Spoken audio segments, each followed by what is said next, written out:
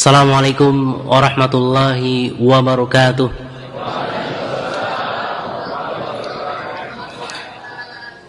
Bismillah, wassalatu wassalamu ala rasulillah, ala man la nabiyya ba'dah. Segala puji bagi Allah subhanahu wa ta'ala, Rabb semesta alam. Salawat dan salam senantiasa tercurahkan kepada Nabi kita Muhammad sallallahu alaihi wasallam, keluarganya serta para sahabatnya. Ikhwan fiddin rahimani wa rahimakumullah. Sebuah kisah yang baik akan mudah meresap ke dalam relung bagi orang yang mendengarkan atau membaca kisah tersebut. Sebuah kisah yang bagus akan mudah menghunjam ke dalam sanubari orang yang membacanya atau mendengar kisah tersebut. Bahkan kisah yang baik atau kisah yang bagus akan memberikan kesan yang sangat mendalam.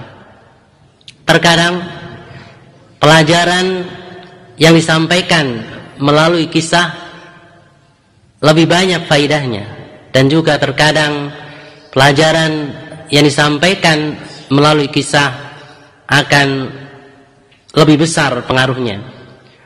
Allah subhanahu wa ta'ala berfirman, laqad kana fi qasasihim ibratun liulil albab. Sungguhnya pada kisah-kisah mereka terdapat pengajaran bagi orang-orang yang berfikir. Quran surat Yusuf ayat 111. Oleh karena itu, pada kesempatan kali ini, pada kesempatan yang berbahagia ini, kita akan mengungkapkan kisah orang yang bertaubat dari zina. Kisah ini kita ambil dari perjalanan dua sahabat agung, sahabat Rasulullah sallallahu alaihi wasallam, yang mana mereka terjerumus ke dalam perbuatan zina, namun tekad baja mereka sehingga mereka bertaubat pada Allah subhanahu wa ta'ala dengan taubat yang sebenar-benarnya, dengan taubat yang semurni-murninya. Disebutkan dalam riwayat Imam Muslim dari jalur Buraidah radhiyallahu anhu, bahwasanya dia berkata, ana Ma'izan bin Malik al-Aslami ata Rasulullah sallallahu alaihi wasallam. Sungguhnya Ma'iz bin Malik al-Aslami mendatangi Rasulullah sallallahu alaihi wasallam. Ia menjumpai Rasulullah sallallahu alaihi wasallam seraya berkata, "Ya Rasulullah, inni qad zalamtu nafsi. Inni qad zalamtu nafsi wa zanaitu." Wahai Rasulullah, sungguhnya aku telah menganiaya diriku sendiri, sungguhnya aku telah berbuat zalim terhadap diriku sendiri, sungguhnya aku telah berbuat zina. Wa inni uridu an tutahhirani. Sungguhnya aku ingin engkau mensucikan diriku, sungguhnya aku ingin engkau membersihkan diriku dengan cara engkau menegakkan had untukku. Faraddahu, maka beliau sallallahu alaihi wasallam menolaknya, menolak pengakuan Ma'iz bin Malik al-Aslami. Falamma kana minal ghad atahu faqala. Keesokan harinya, maka Ma'iz bin Malik al-Aslami mendatangi Rasulullah sallallahu alaihi wasallam untuk yang kedua kalinya. Kemudian beliau berkata, "Ya Rasulullah, inni qad zanaitu." Wa Rasulullah, sungguh aku telah berbuat zina. Lihatlah tekad yang baja dari seorang sahabat yang agung, sahabat mulia. Dia ingin bertaubat pada Allah subhanahu wa ta'ala dengan sebenar-benarnya, sehingga ketika ia datang kali pertama kepada Rasulullah sallallahu alaihi wasallam mengaku bahwasanya dirinya telah berbuat zina, lantas Rasul menolak pengakuan Ma'iz, maka Ma'iz datang yang kedua kalinya. mengaku yang kedua kalinya, wahai Rasul, saya benar-benar telah berbuat zina, wahai Rasul. Faraddahu ats-tsaniyah. Maka Rasulullah sallallahu alaihi wasallam menolak pengakuan Ma'is bin Malik al-Aslami yang kedua kalinya. Farsala Rasulullah sallallahu alaihi wasallam ila qaumihi. Maka Rasulullah sallallahu alaihi wasallam berusaha untuk melakukan cross check and recheck. Benar enggak apa yang diucapkan oleh Ma'is bin Malik al-Aslami? Ya. Sehingga Rasul mengutus sebuah utusan kepada kaum Ma'is bin Malik al-Aslami untuk menyelidiki keberadaan Ma'is. Faqala ata'lamuna bi'aqli ba'san tunkirunu minhu syai'an. Utusan tersebut berkata kepada kaumnya, bagaimana pendapat kalian tentang akal Ma'is, ya? Apakah ada sesuatu yang tidak beres pada akal Ma'is sehingga kalian ingkari? Maka kaumnya mengatakan, mana lamuhu illa fil aq min salihina bima nara. Sebetulnya yang kami ketahui Ma'is akalnya sehat dan dia termasuk orang yang saleh di antara kami. Fatahu tsalitsah farsala ilaihim aidan fasalu anhu fakhbaruhu annahu la ba'sa bihi wala bi'aqlihi. Ikhwan fi din rahimani rahimakumullah. Kemudian Ma'is bin Malik al-Aslami mendatangi Rasulullah sallallahu alaihi wasallam yang ketiga kalinya. Coba lihat, yang ketiga kalinya. Ini menunjukkan bahwa Ma'is bin Malik al-Aslami benar-benar ingin bertobat kepada Allah Subhanahu wa taala. Ya. Setelah pengakuan pertama tolak oleh Rasul, kemudian ia datang lagi, ya, tolak lagi sampai yang ketiga kalinya. Ya. Wahai Rasul, saya telah berbuat zina, wahai Rasul. Ya. Maka tegakkan had untuk saya, wahai Rasul. Hukum saya, wahai Rasul. Saya rajam, wahai Rasul.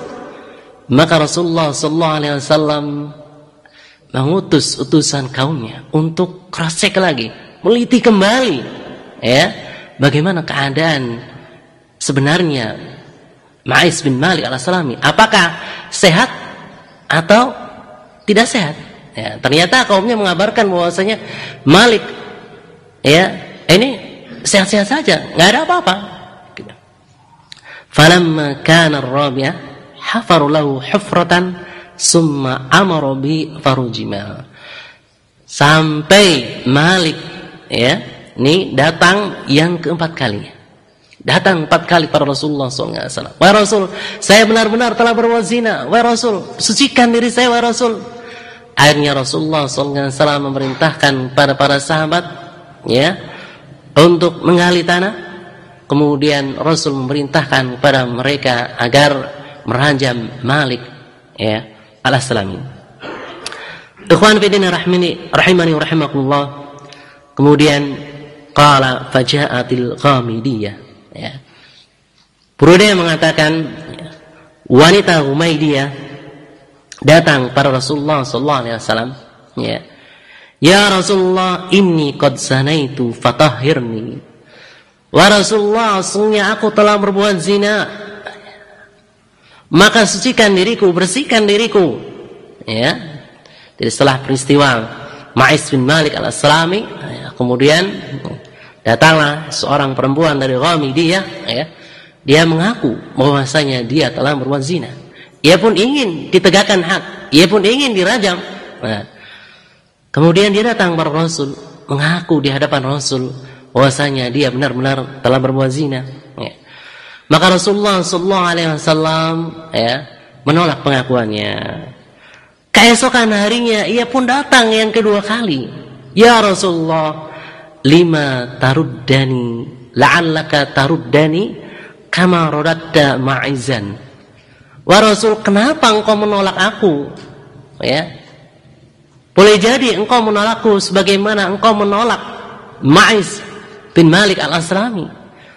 Fawallahi inni lahubla. Sungguhnya demi Allah, sungguhnya aku dalam keadaan hamil. Aku hamil. Aku benar-benar telah berbuat zina, wahai Rasul. Ini buktinya saya hamil. Maka kata Rasulullah SAW, idhabi hatta talidi. Sekarang engkau kembalilah ke rumahmu, ya, hingga engkau melahirkan. Nanti kalau kamu sudah melahirkan, datang lagi kemari. Ya. Falamma waladat atatu bis-sabi bi khirfatin. Ya. Kemudian wanita ini setelah melahirkan, ya, mendatangi Nabi Muhammad SAW dengan menggendong bayinya. Coba lihat nih, perhatikan kisah ini. Ini benar-benar ingin bertobat pada Allah Subhanahu wa taala, ya. Benar-benar ingin bertobat pada Allah Subhanahu wa taala. Sehingga ketika sudah melahirkan, bayinya dibawa, bayinya digendong, ya, diletakkan di kain, ya. Kemudian dia berkata, "Hadza waqad walatuhu." Wahai Rasul, ini bukti bahwasanya saya telah melahirkan. Ini bayinya, wahai Rasul. Tegakkan hukuman had untuk saya, wahai Rasul. Maka apa kata Rasul?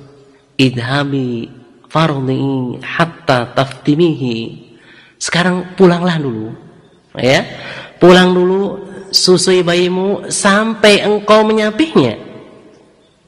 Maka setelah selesai wanita tersebut menyapihnya, dia pun mendatangi Nabi Muhammad SAW dengan menggendong bayinya, sedangkan di tangannya ada secuil makanan.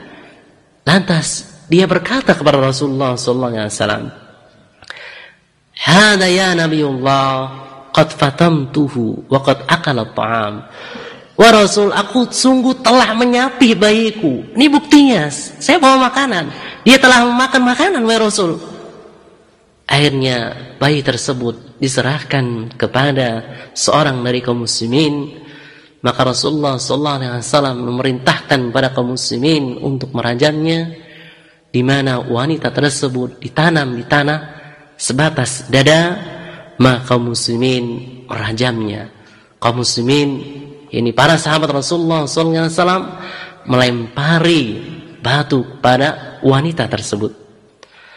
Sampai datanglah Khalid bin Walid radhiyallahu anhu, ya.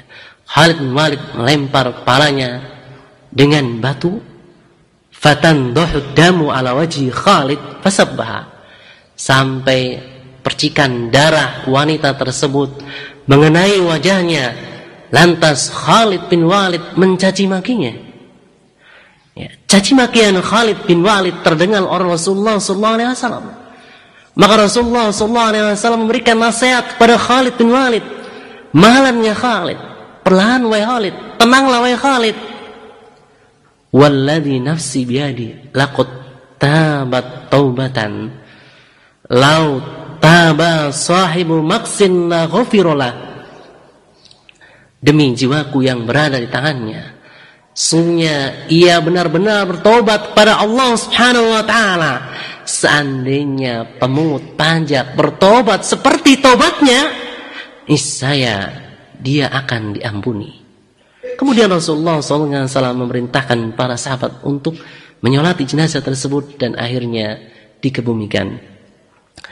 Ikhwan fiddin rahimani wa rahimakumullah, profil dua sahabat ini merupakan profil taubat yang agung, taubat yang mulia, di mana mereka benar-benar ingin mensucikan diri mereka dari perbuatan dosa, sehingga, ya, tekad mereka baja.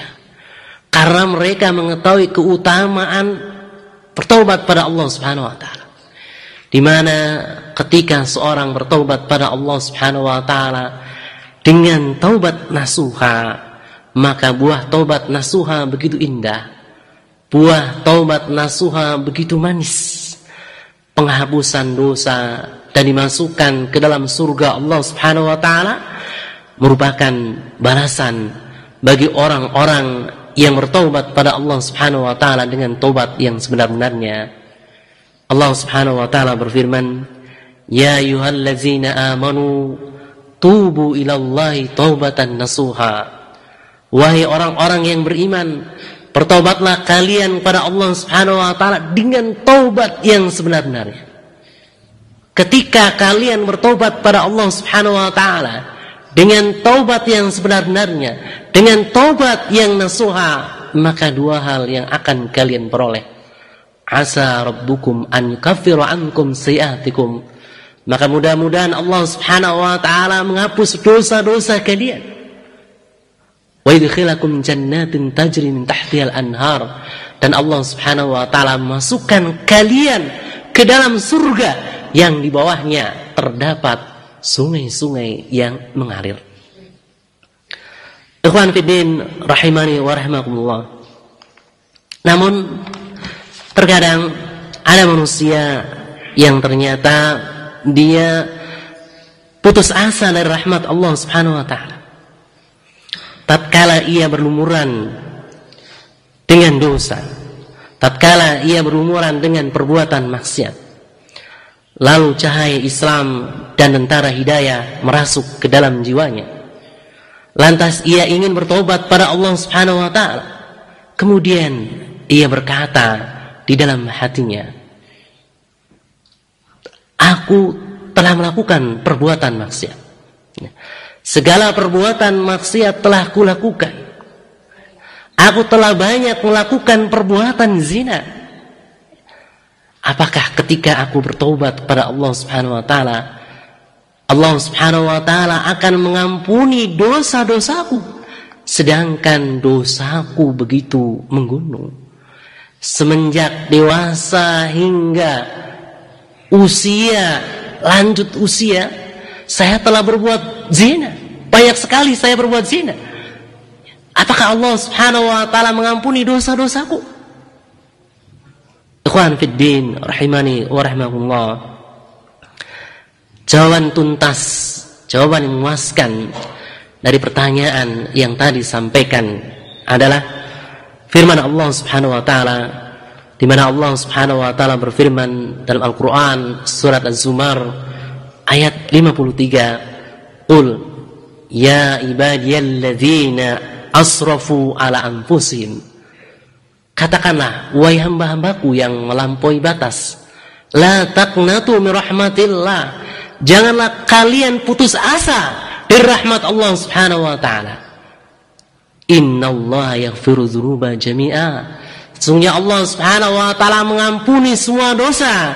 Innahu huwal ghafurur rahim, sesungguhnya Allah Subhanahu wa taala Maha Pengampun, Allah Subhanahu wa taala Maha Penyayang.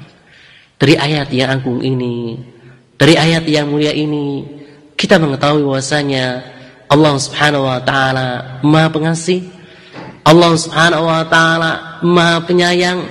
Di antara sifat pengampun Allah Subhanahu wa taala, di antara sifat penyayang Allah Subhanahu wa taala, maka Allah Subhanahu wa taala mengampuni seluruh dosa bagi orang-orang yang bertaubat kepadanya, bagi orang-orang yang kembali kepadanya. Ikhwan fiddin rahimani wa rahimakumullah. Al-Imam Ibnu Katsir ketika menjelaskan ayat ini, beliau katakan, ayat yang agung ini, ayat yang mulia ini, da'watun li jami'il usati minal kufrati wa ghairihim ila taubati wal inabati. Seruan bagi seluruh pelaku maksiat, baik pelaku maksiat tersebut pelaku maksiat kufuran ataupun pelaku maksiat selainnya, agar mereka bertaubat pada Allah Subhanahu wa taala, agar mereka kembali kepada Allah Subhanahu wa taala. Dan Allah Subhanahu wa taala menghabarkan bi annallaha yaghfiru dzunuba jami'an, sesungguhnya Allah Subhanahu wa taala mengampuni seluruh perbuatan dosa. Dan Al-Imam Ibnu Katsir menukil riwayat Ibnu Abbas tentang latar belakang turunnya ayat ini, di mana Ibnu Abbas radhiyallahu anhu mengatakan, "Annan nasan min ahli syirk kanu qad qatalu faksaru wa zanu faksaru." Ya, sesungguhnya penganut orang-orang syirik, ya, orang-orang yang berbuat musyrik, mereka telah membunuh, kemudian komunitas mereka semakin banyak, mereka juga banyak melakukan perbuatan zina, dan komunitas mereka semakin banyak. Fatau, Muhammadan sallallahu alaihi wasallam. Lantas mereka mendatangi Nabi Muhammad sallallahu alaihi wasallam. Mereka berkata, "Innalladzi taqulu wa tad'u ilaihi fahasan." Sungguhnya apa yang engkau katakan, sungguhnya apa yang engkau seru itu bagus. Ya. Makabarkan kepada kami satu hal yang bisa menghapus amalan-amalan perbuatan buruk kami. Maka turunlah firman Allah Subhanahu wa taala Al-Furqan ayat 68 dan juga firman Allah Subhanahu wa taala, "Qul ya ibadiyalladzina asrafu 'ala anfusihim la taqnatu min rahmatillah." Ikhwan fillah rahimani wa rahimakumullah. Allah Subhanahu wa taala Maha Pengampun. Allah Subhanahu wa taala Maha Pemberi taubat pada hamba-hambanya yang bertobat pada Allah Subhanahu wa taala dengan sebenar-benarnya. Meskipun hamba-hambanya berbuat dosa mereka sampai membumbung tinggi di langit. Dosa mereka besar sekali, dosa mereka banyak sekali. Namun ketika seorang hamba datang pada Allah Subhanahu wa taala dalam keadaan tidak menyekutukan Allah Subhanahu wa taala, maka Allah Subhanahu wa taala akan mengampuni dosa-dosanya.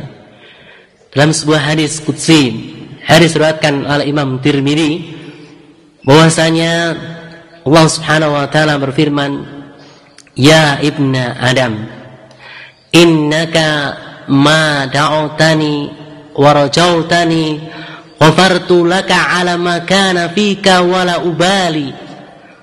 Duhai anak Adam, selagi engkau berdoa kepadaku, selagi engkau berharap padaku, niscaya aku ampuni dosa-dosa yang engkau perbuat, ya. Dosa-dosa yang kalian perbuat, dan aku tidak peduli. Ya ibna Adam, duhai anak Adam, lau balaqat zunubuka ananas sama summa astaghfartani ghafartu laka wala ubali.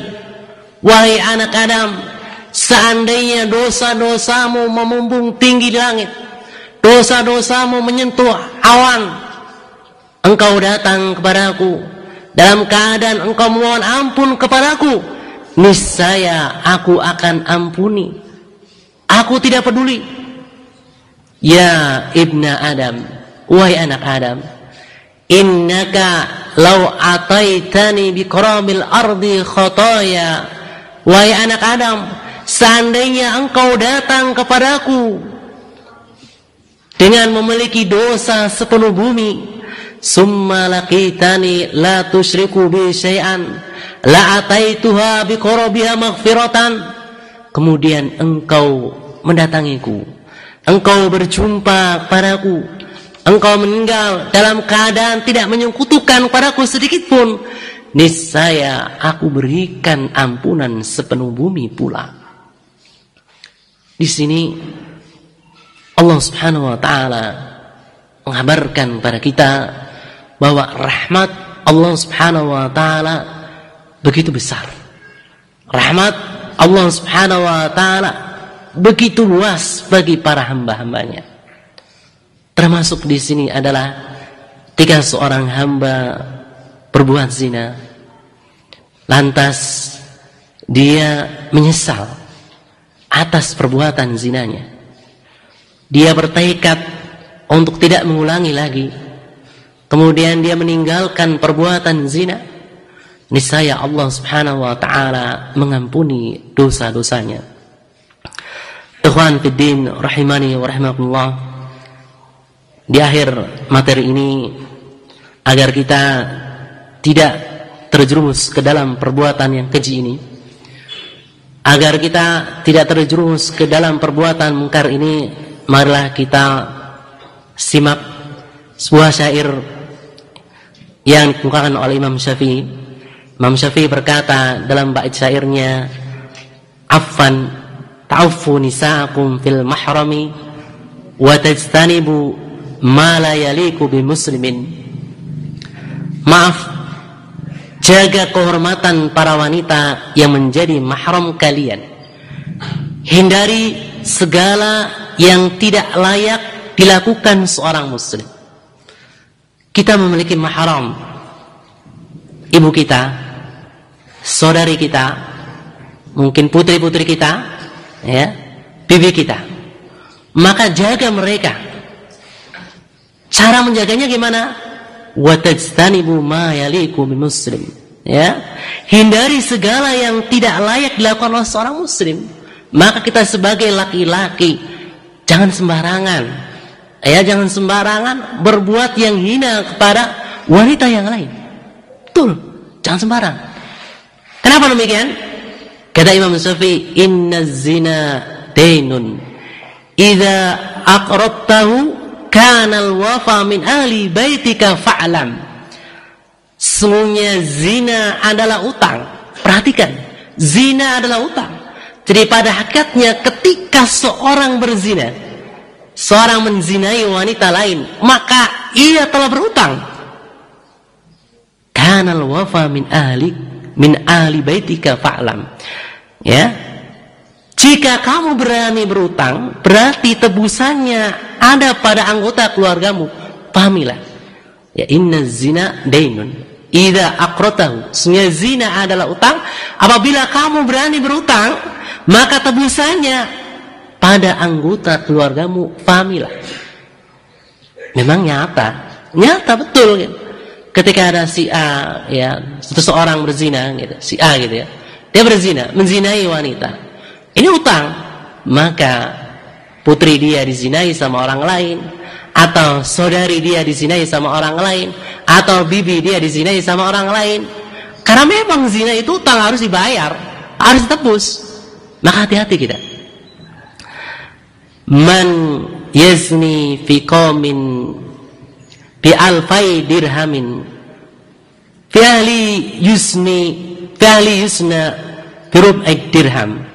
Siapa yang berzina dengan wanita lain dan membayar 200 dirham, bisa jadi di keluarganya akan dizinai dengan harga 1/4 dirham. Seorang laki-laki yang menzinai wanita, bayarnya 200 dirham, maka akan tebus pula. Ya, maka pihak keluarganya, putrinya, saudarinya, atau ibunya, atau bibinya, ataupun siapa saja yang menjadi mahramnya akan dizinai dengan dibayar lebih rendah dari itu, 1/4 dirham. Ya. Man yazni yuzna bihi walau bijidarihi in kunta yahada labiban fafham. Ya. Siapa yang berzina akan dibalas dizinai meskipun dengan tebusan tembok. Jika Anda orang yang cerdas, fahamilah hal ini. Ikhwan fiddin rahimani wa rahimakumullah. Oleh karena itu, jagalah kesucian diri kita dengan cara menjaga pandangan diri kita, menjaga lintasan pikiran-pikiran hati kita, menjaga seluruh perbuatan kita, sehingga ketika kita menjaga diri kita, otomatis ya, wanita mahram-mahram kita akan terjaga. Ketika kita tidak menjaga, mohon maaf, ketika tangan kita digunakan untuk memegang-megang wanita yang bukan mahram kita, pasti akan dibayar, ditebus. Putri kita atau saudari kita atau wanita mahram kita pasti ada yang dipegang. Begitu pula ketika seorang berbuat zina, maka akan dibayar dari pihak keluarganya. Wallahu a'lam bishawab. Subhanakallahumma wa bihamdik, asyhadu an la ilaha illa anta, astaghfiruka wa atubu ilaik. Assalamualaikum warahmatullahi wabarakatuh.